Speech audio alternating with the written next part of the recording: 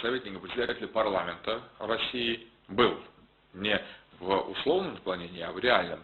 И я работаю сейчас с нашим президентом, с Путиным. Ну, наш президент. Дальше посмотрим, как получится. Я могу сказать, что сейчас Сербии надо идти ва-банк. Я бы посоветовал руководству Сербии идти ва-банк. То есть идти в защиту сербских интересов везде. Во-первых, признать Сербскую республику, вот нарушить все вообще договоры. Вот все. Когда мы спросим, вы спросите серба, Белград позвонит России и скажет, вы согласны? Россия скажет, нет. Вот тут важный момент, смотрите. В 90-е годы, это бы означало конец. В 2000-е годы вы вообще хотели в Европу уйти, вот с вашими этими Тадичем, друзьями, Зиничем. Слава Богу, что его кто-то грохнул. А сейчас тот момент, когда наши волны нашей политики совпали, резонансы, пики. Патриоты, и вы патриоты. Понимаете, вот в 90-е годы вы были патриотами, мы были не патриотами, потом вы были не патриотами, мы были патриотами, а теперь все вот еще последний момент. Вот сейчас последний момент для самых авангардных патриотических действий. Захватывать все, признавать все. Вот если я был советником главы республики нынешней Сербии, я бы посоветовал так. Немедленно признать республику сербскую, продолжать политику в отношении Косово, пригласить российские войска для защиты сербского меньшинства, расположить в Сербии гигантскую российскую базу с ракетами. Если бы я был сербом, а не русским, и двигался бы так, а когда мне Россия говорила, нет, мы не можем, я бы и плевал бы на Россию. И вот тогда ситуация, да, в этой ситуации Россия не смогла бы не принять мои, потому что я был хорошим советником главы республики, я знаю тайминг. В 90-е годы я бы этого не посоветовал. И в 2000-е годы не посоветовал. А вот сейчас бы посоветовал.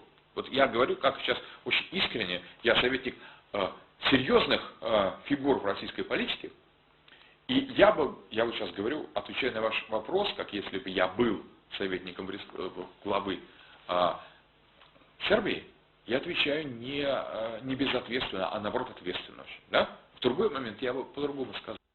А сейчас сказал, вот вперед, сейчас нам надо, вот сейчас тайминг, геополитический тайминг, сербы вперед.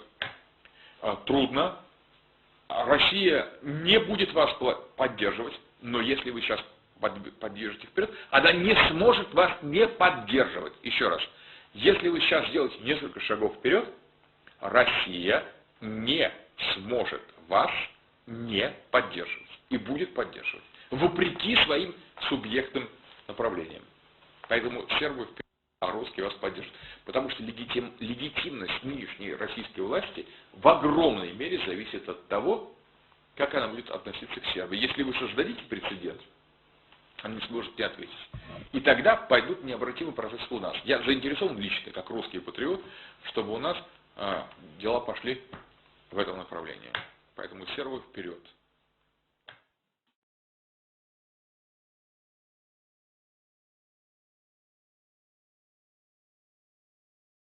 Вы знаете, сложный вопрос. Европейский Союз, есть идея очень хорошая.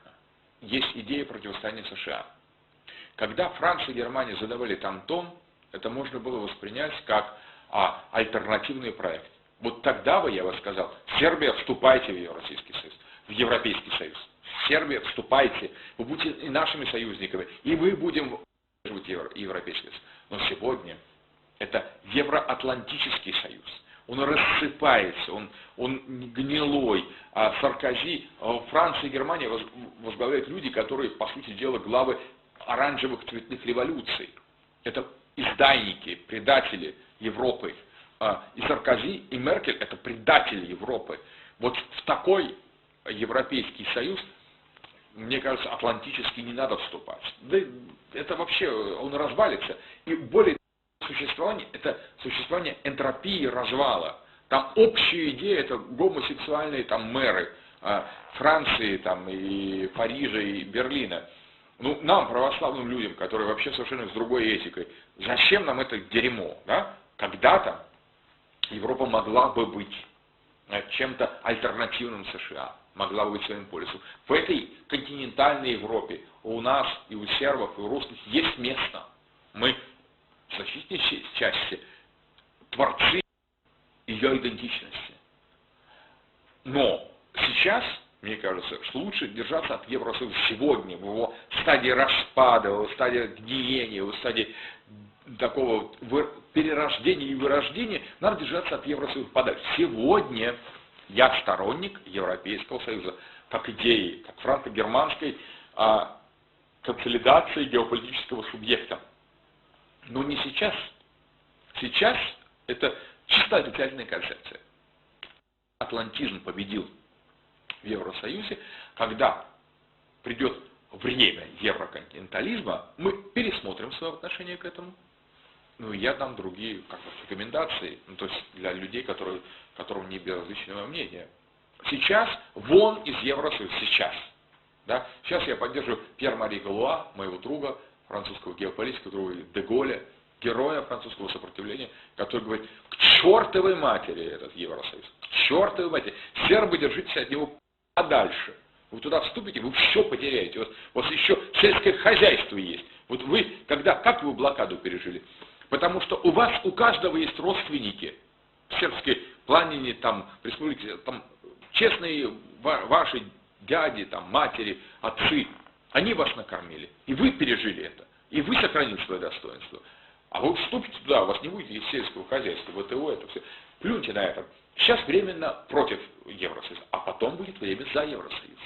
Надо создавать новую Европу, сильную, мощную, справедливую Европу народов, Европу социальной справедливости. До этого придет время. Не надо забывать европейскую идею, не надо плевать на европейскую идею. Надо любить Европу. Европу, которую мы, славяне, мы, сербы, мы, русские, знаем и ценим. Но сейчас это не та Европа, это карикатура. Пошли вон. Их надо посылать вон. Вон от наших славянских земель.